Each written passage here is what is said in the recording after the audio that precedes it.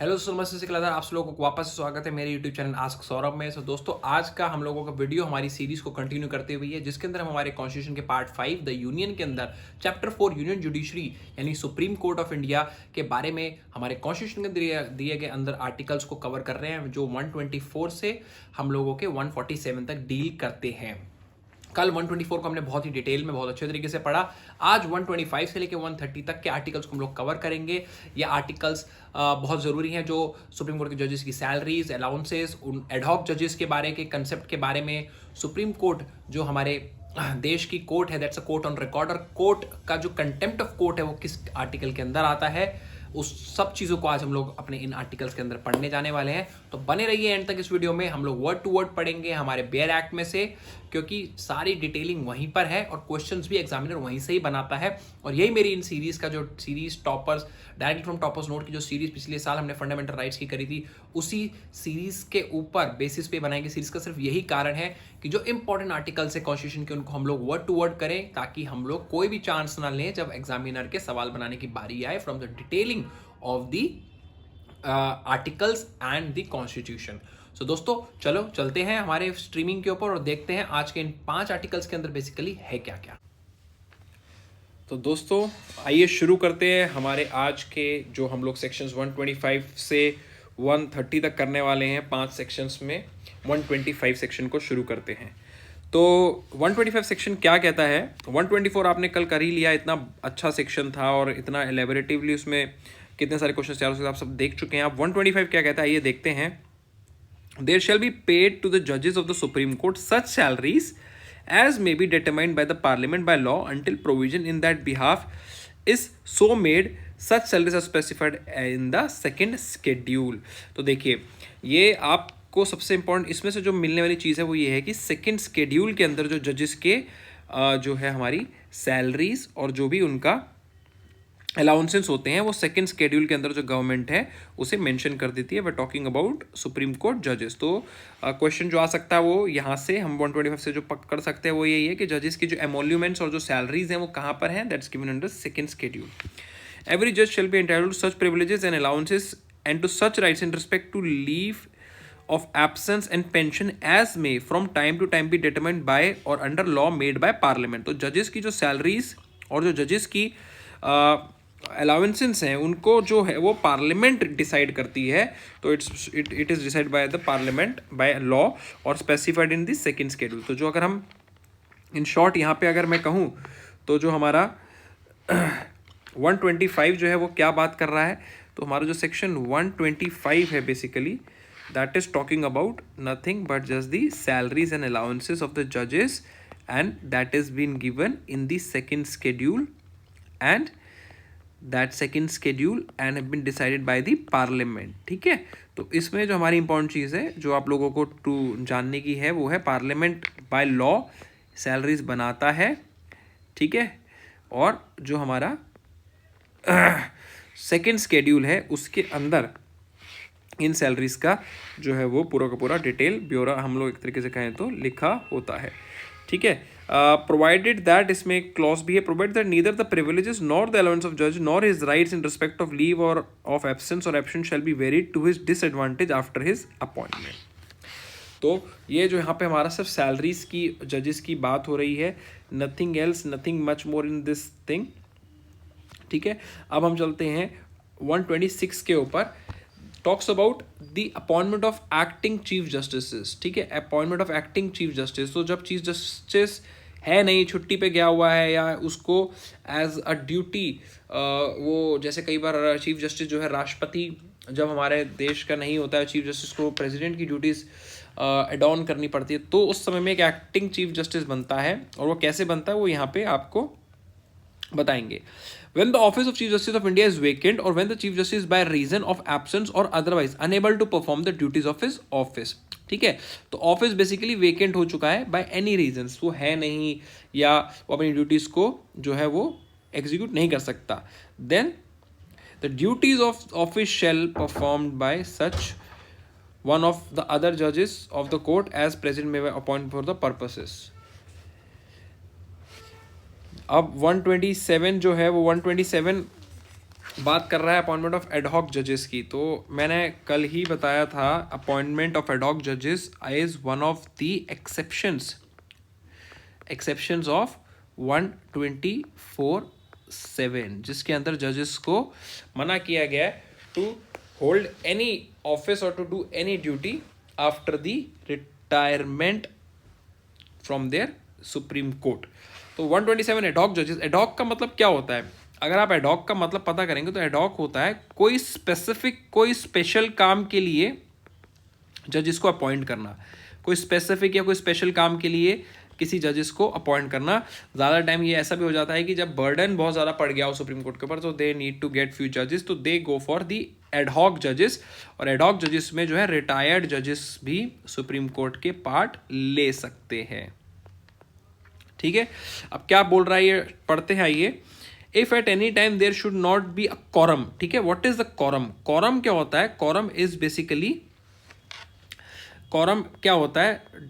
आपने सुना होगा, कॉरम होता है एक स्पेसिफिक स्ट्रेंथ होनी चाहिए to do anything, to do और टू होल्ड एनीथिंग। तो वो स्पेसिफिक अगर कॉरम नहीं हो पा रहा है तो उस कॉरम को मेंटेन करने के लिए, ठीक है, तो वर्ड इज कॉरम, तो उस कॉरम को मेंटेन करने के लिए सुप्रीम कोर्ट टू होल्ड और continue any session of the court, the chief justice, power किसके पास है? Chief justice of India, may with previous consent of the president and after the consultation of chief justice of a high court concerned, request in writing attendance at the sitting of the court as an ad hoc judge for such period as may necessary of a judge of a high court duly qualified for appointment as a judge of supreme court to be designated by chief justice। तो इसमें सबसे पहले हम लोग high court की जो जजेस हैं उनकी अगर हम लोगों को अपॉइंटमेंट करनी है, बेसिकली कि उनके जजेस को अगर हम लोगों को हाई कोर्ट के जजेस को सुप्रीम कोर्ट में एज एड हॉक जज लेकर आना है, तो ये वो बात बता रहे हैं यहाँ पे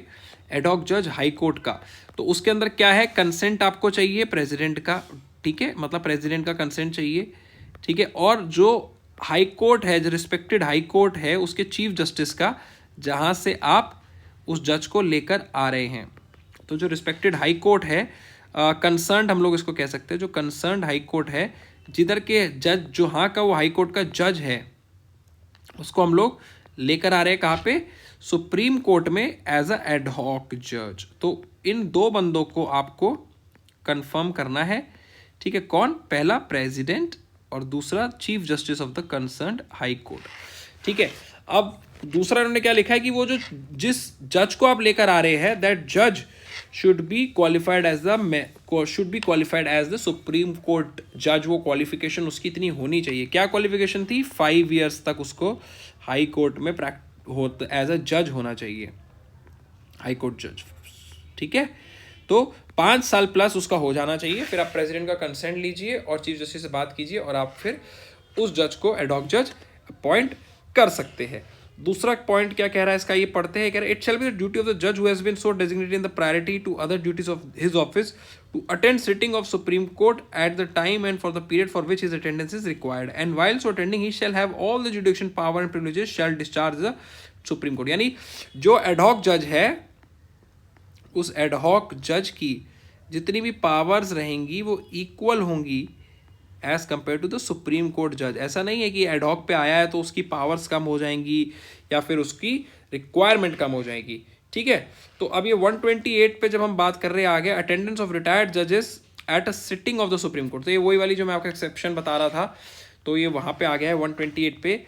Notwithstanding anything in this chapter, the Chief Justice of India may any time with previous consent of the President, again President का consent लगेगा ही लगेगा because appointment तो President ही करता है, any person who has held the office of Judge of Supreme Court और the Federal Court उस समय कहा जाता था, और held office of the Judge of the High Court and is duly qualified for appointment as a Judge of Supreme Court, ठीक है।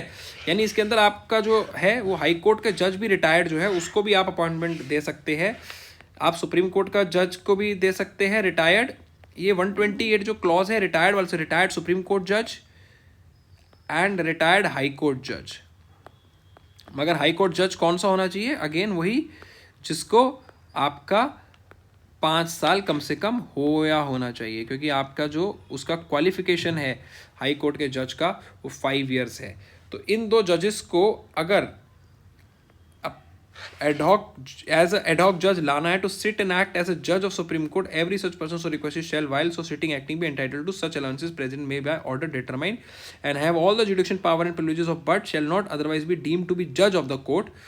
ठीक है, इसके अंदर सबसे इंपॉर्टेंट चीज़ हमने पढ़नी है कि रिटायर्ड जो जज है सुप्रीम कोर्ट का, ठीक है, वो और हाई कोर्ट का रिटायर्ड जज जो कि ड्यूली क्वालिफाइड है, उनको प्रेसिडेंट के कंसेंट से एज अ जज ऑफ सुप्रीम कोर्ट कर सकते हैं allot to sit and act as a जज of Supreme Court and every such person request उसके अलाउंसेस प्रेसिडेंट डिसाइड करेगा may by order determined and have all the jurisdiction power and privileges of but shall not otherwise be deemed to be a जज of the court.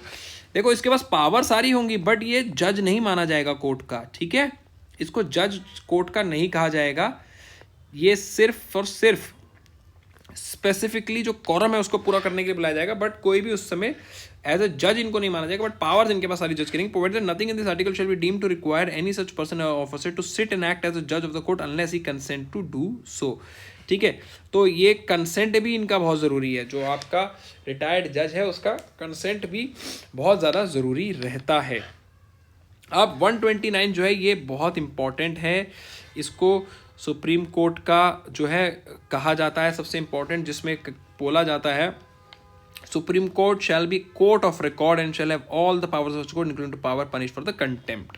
तो जो contempt of court की जो सबसे ज़्यादा कहानी चलती है ना, ये सबसे ज़्यादा, अगर मैं आपको बोलूँ ऊपर से जितने आर्टिकल आ रहे हैं उनमें सबसे ज़्यादा इंपॉर्टेंट कौन सा है, तो ये आर्टिकल 124 के बाद सबसे इंपॉर्टेंट है. क्योंकि सुप्रीम कोर्ट की जो पावर्स है कंटेम्प्ट ऑफ कोर्ट की, यानी जो कोर्ट है उसके बारे में आप कुछ नहीं कह सकते, वो कंटेम्प्ट ऑफ कोर्ट की जो पावर है that lies in article 129. So make sure कि इस आर्टिकल को आप याद करके जाएंगे. हमेशा पूछा जाता है कंटेम्प्ट ऑफ कोर्ट किस आर्टिकल के अंदर, दैट इज 129.